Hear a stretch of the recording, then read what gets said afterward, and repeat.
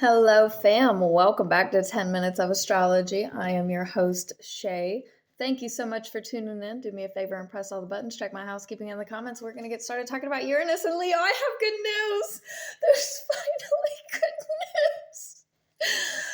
Oh, the dramatics. I have an ascendant and moon in Leo. So I am so thrilled. The Uranus chaos planet of creativity and pushing the boundaries and technology and advancement meets the light, the happiness, the joy, the daily just flamboyance and prosperity. So Leo is the ruler of the sun. I feel like I do not talk enough about the sun, honestly, because that is the biggest player in astrology. We still have to remember that that is the light, the life. And that's essentially the best part of Leo, is that kind of opulence and that grace. And with Uranus here, oh, it feels so good. It's chaotic in the best of ways. It's chaos the uh, in the light, and finding joy in family and friends, in life, and just have fun and be your whole personality, be your most authentic self. And now, with all of that said, we are still going to have Pluto in Aquarius, but during this time, Pluto is going to transition into Pisces. Now, Uranus goes, I'm skipping, I'm sorry. Uranus goes into Leo officially May 16th, 2040. Like, that's when it's going to stay there. Now, it gives us a sneak peek in 2039 where we see the light. We get a glimmer of the light. We get a glimpse of hope, and we see it coming. And it's beautiful. I'm so excited. I'm so happy to finally see this. And so it's officially there. This is when this feeling really starts in 2040. And now in 2044, Pluto goes into Pisces. Now, I spoke briefly in my Pluto video about this transition, but here, not only is it going to be opposite Pluto while it's in Aquarius, but it still holds a very broad opposition to Pluto once it goes into Pisces, because obviously then Uranus goes into Virgo, so it's still going to hold that opposition. Now, usually when something goes into Pisces, it is going to be an inconjunct, but this is not at it's closer in degree to an opposition than it is to the inconjunct. Now, I could argue whether or not I would rather the inconjunct or the opposition. Feel like I would rather the inconjunct, honestly, because the opposition is that this light, bright, shiny new you that's having so much fun, maybe your friends don't like, because Pluto is transformation. Aquarius is in your friendships and in society and the collective. And so this big society and collective is not going to be. Now, oppositions are either best friends or worst enemies. When they get along, it's great. It is fabulous. It is beautiful. And the Aquarius Leo opposition is one of the ones for me that feels the never mind. You know, I was gonna say it feels the least opposing and like bad, but then I thought about how weird Aquarius can really get, and I was like, no, because Leo, this elegant place, even though Uranus is planet of chaos, is gonna be a lot of fun. Which is great for your friendships to have that fun, but that can turn off an Aquarius because that's just doing too much. Even though somebody with a lot of Leo will want to wear the heels and the diamonds, and somebody with Aquarius is like, I want to wear clown shoes.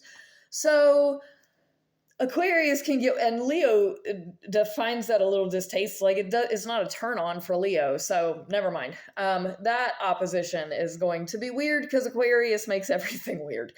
Then, when Pluto goes into Pisces, we feel a steep drop into another version of ourselves. And that can be jarring for Uranus in Leo, that is going to feel much more deeply. This is going to be where we finally understand telepathy on a much different level. It is about body language and heart communication. And, we've kind of mastered a lot of the feelings with the Cancer stuff. So, because I have a feeling that a lot of technology with our emotions will have developed to where, like, we may have like sensor, it's going to be some sort of technology where we can literally sense this other person and like what all is going on. It may be some sort of mind reading technology that's more widespread, that can have filters and like, I'm filming this in 2025, but by then our technology is going to be on a whole other mind-blowing level that we cannot comprehend right now in 2025, especially not mainstream, because this is already mainstream stuff. So it could be technology um, expressing or regulating emotions or something like that. That's going to really be able to help us understand all of this. Either that, or we're just going to figure it out as a species. I don't know, but it's crazy. But yeah, okay, so light bright Uranus Leo versus the Pluto, which is transforming your weird friendships. That may have like jealousy factors. Your friendships may fizzle out. Yeah, and it's definitely going to be a lot more spendthrift because Leo will just throw money.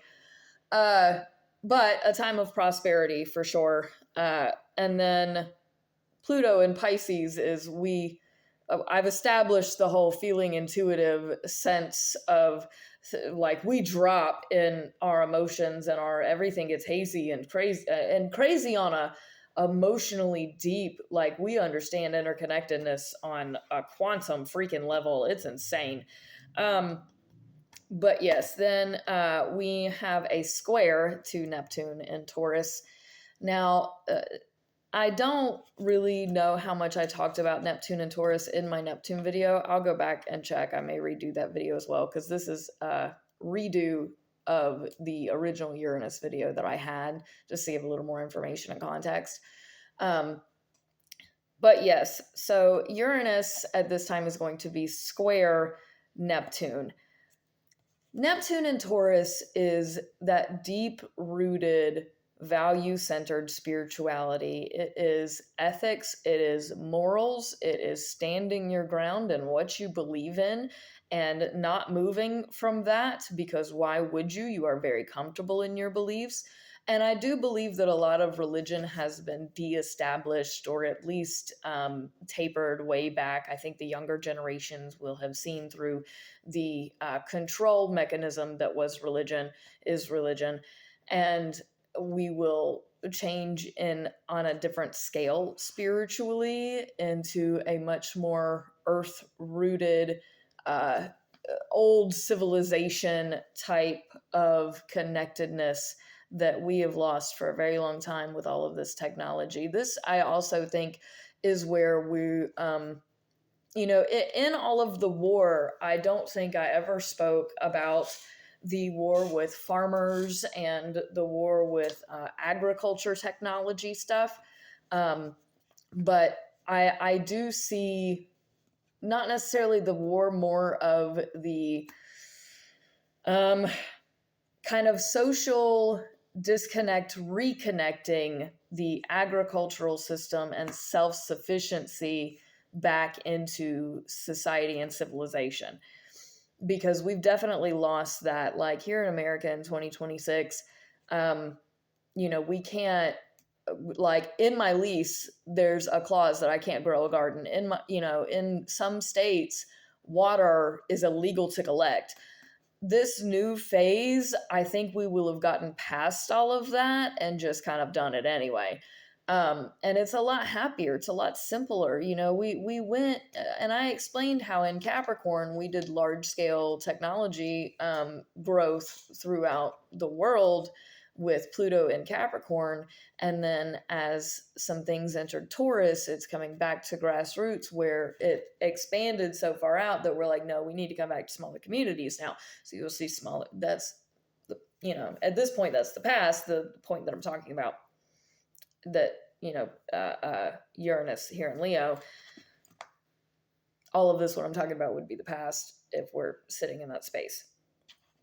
Anywho, this square to Neptune in Taurus is basically your happiness and the things that you're doing, this light, bright flamboyance, is not connected with this deep rooted spirituality that we have. And this deep rootedness is not fun. We sit in the ground and play in the, why can't we go party and have fun and spend money and look at shiny things and go shopping? And, we want nice things. What's wrong with wanting nice things and just chaotically going to do nice things for yourself, and then spiritually going, okay, you come back to God, come back to center, come back home. You're basically fighting to go out and spend money versus stay home and save. And, because Uranus is chaos and Leo is a shopaholic. So, go spend money, go do shopping, go do this. And then Neptune and Taurus is like, your spirit's at home. You need to stay here. You need to save money. You need to be frugal. Always a battle with God, at least in our lifetime, because of this continuous square. It just is one thing after another, but 'tis his life. That is going to just about wrap it up. I'm going to tell you that Uranus goes into Virgo approximately October 7th, 2045, back into Leo around February 9th, 2046, and then officially back into Virgo approximately July 23rd, 2046. So during that time, what we're going to see is, kind of perfecting the details when Uranus goes into Virgo. Now, I'm not going to be making a Uranus and Virgo series because this series is out to 2046. So this is where I'm going to stop for Uranus. But if you want more detailed information or to book a reading with me, you can leave a comment, Facebook, Insta, press all the buttons, check my housekeeping. I feel like I said that at the beginning of this video. I feel like I say that every video, which you should be doing all the things. Press the buttons. Thank you. Peace out, fam. Much love.